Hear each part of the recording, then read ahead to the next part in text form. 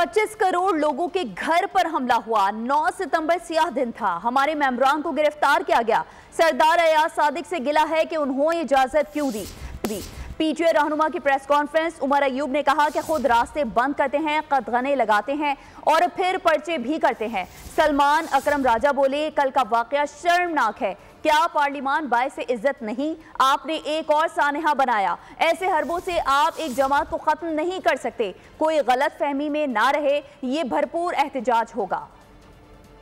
सब ये है कि कौमी असेंबली पाकिस्तान की 25 करोड़ लोगों का घर है। उस घर के ऊपर कल और आज सुबह हमला हुआ। जो 9 सितंबर था, ये स्याह दिन था। हमारे मेंबरान को वहां से उन्होंने अरेस्ट किया और ले गए। मैं यहाँ पे गिला करूंगा सरदार अयाज सादिक साहब से कि उन्होंने क्यों अलाउ किया। पहले आपने वो कतगने लगाई, कंटेनर्स लगाए, रास्ता छोटा किया, फिर आप चार्जशीट करते हैं और फिर आप FIRs डालते हैं। जो कल वाकया हुआ वो इंतहाई शर्मनाक वाकया है, लेकिन क्या पार्लिमान बाइस इज्जत नहीं है?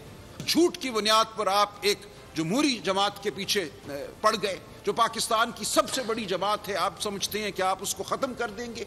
आप ऐसा नहीं कर सकेंगे। आज PTI पाकिस्तान के अवाम के दिलों में बसती है। आप इसको ख़त्म नहीं कर सकेंगे। पूरे मुल्क में मुल्कगीर एहतजाज होगा। ये एक भरपूर एहतजाज होगा। कोई गलतफहमी नहीं। सब्सक्राइब करें और बेल दबाएं ताकि कोई खबर रह न जाए।